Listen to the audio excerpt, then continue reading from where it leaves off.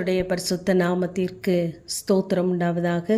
நீதிமொழிகள் 23ஆம் அதிகாரம் 18ஆம் வசனம். நிச்சயமாகவே முடிவு உண்டு, உன் நம்பிக்கை வீண் போகாது என்று வாசிக்கிறோம். நிச்சயமாகவே முடிவு என்று ஒன்று இருக்கும் பொழுது அதற்கான ஆரம்பம் உண்டு. ஒரு துவக்கம் என்றால் அதற்கு ஒரு முடிவு நிச்சயமாகவே உண்டு. ஒரு மேடு என்றால் ஒரு பள்ளம் உண்டு. தாழ்வு என்றால் ஒரு மேன்மை உண்டு. தோல்வி என்று சொல்லும் பொழுது நிச்சயமாகவே வெற்றி உண்டு. இப்படியாக நம்முடைய வாழ்க்கையிலே நாம் காத்திருக்கிற காரியங்களிலே நிச்சயமாகவே முடிவு உண்டு. ஆனால் அந்த முடிவு எப்பொழுது என்பது நாம் அறியாதிருக்கிறதுனாலே அநேக நேரங்களிலே நாம் சோர்ந்து போகிறோம். இதை சங்கீதக்காரன் சொல்லும் பொழுது நாம் 74ஆம் சங்கீதம் 9ஆம் வசனத்திலே இது எதுவரைக்கும் என்று அறிகிறவனும் இல்லை என்று சொல்லி பார்க்கிறோம். ஒரு காரியம் முடிவு பெறாமல் இருக்கும் பொழுது அது எதுவரைக்கும் என்ற கேள்வி நமக்குள்ளாய் வருகிறது. அது அநேக காரியங்களிலே நாம் பார்க்கலாம். அதே சங்கீதம் 10ஆம் வசனத்திலே எதுவரைக்கும் சத்துரு என்னை நிந்திப்பான் என்று சங்கீதக்காரன் கேட்கிறார். சத்துருடைய நிந்தனை எத்தனை காலம் தொடர்கிறது என்று சங்கீதம் 6ஆம் சங்கீதம் 3ஆம் வசனத்திலே கர்த்தாவே எதுவரைக்கும் இறங்காதிருப்பீர் என்று நாம் பார்க்கிறோம். நாம் கேட்கிற காரியங்களிலே தேவனுடைய இரக்கம் எப்பொழுது என்று நாம் காத்திருக்கிறோம். 13ஆம் சங்கீதம் 1ஆம் வசனத்திலே என்னை மறந்திருக்கிறீர், உம்முடைய முகத்தை எனக்கு எதுவரைக்கும் மறைப்பீர் என்று கேட்கிறார். 2ஆம் வசனத்திலே சத்துரு என் மேல் தன்னை எதுவரைக்கும் உயர்த்துவான், எதுவரைக்கும் எனக்கு விரோதமாய் ஆலோசனை பண்ணுவான், எதுவரைக்கும் துன்மார்க்கர் எனக்கு முன்பாக கழித்திருப்பார்கள், எதுவரைக்கும் அக்கிரமக்காரர் எனக்கு விரோதமாய் பெருமை பாராட்டுவார்கள் என்றெல்லாம் கேட்டுக்கொண்டு 35ஆம் சங்கீதத்திலே நீர் இதையெல்லாம் எதுவரைக்கும் பார்த்து கொண்டு இருப்பீர், என்னை தப்புவியும் என்று கேட்பதாக நாம் பார்க்கிறோம்.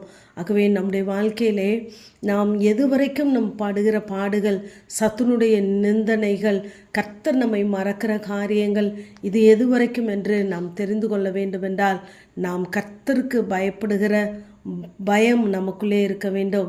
முந்தைய வசனத்தை நாம் பார்க்கும் பொழுது நீ நாடோறும் கர்த்தரை பற்றும் பயத்தோடு இரு என்று சொல்லுகிறார்.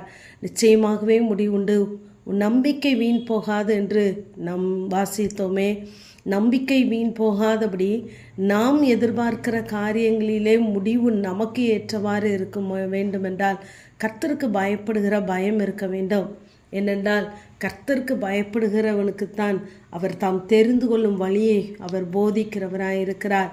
இதை தானியேல் 11ஆம் அதிகாரம் 32ஆம் வசனத்திலே தேவனை அறிந்திருக்கிற ஜனங்கள் திடன் கொண்டு அதற்கேற்றபடி செய்வார்கள் என்று வாசிக்கிறோம்.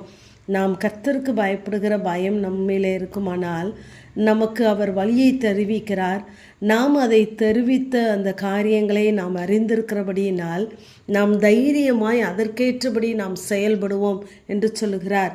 எல்லாருக்கும் சூழ்நிலைகள் ஒன்று போல் அமைவதில்லை, எல்லாருக்கும் ஒரு இரவு சந்தோஷத்தை தருவதில்லை. ஆனால் எல்லாருக்கும் தேவன் ஒன்று போல தான் இருக்கிறார். அவர் பட்சபாதம் உள்ளவர் அல்ல. கூப்பிடுகிற யாவருக்கும் அவர் சமீபமாக இருக்கிற தேவன். ஆகவே நாம் கடந்து வருகிற இந்த பாதைகள் கொஞ்ச காலம்தான் நமக்கு பலவிதமான சோதனைகள், கொஞ்ச காலம் பாட அனுபவிக்கிறவங்களை என்று சொல்கிறார். ஆகவே நம்முடைய முதலும் முடிவும் அவர்தான்.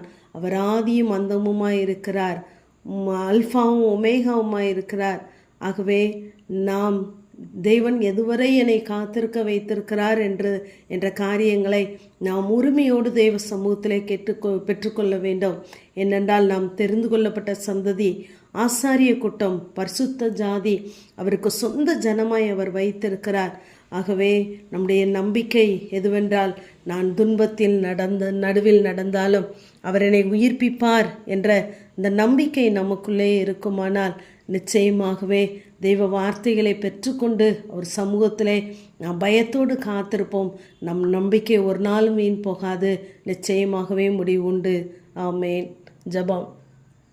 பிதாவாகிய தேவனே, குமாரனாகிய இயேசு கிறிஸ்துவின் நாமத்தின் மூலமாய் உடைய சன்னிதானத்தில் வருகிறேன். நிச்சயமாகவே முடிவு உண்டு.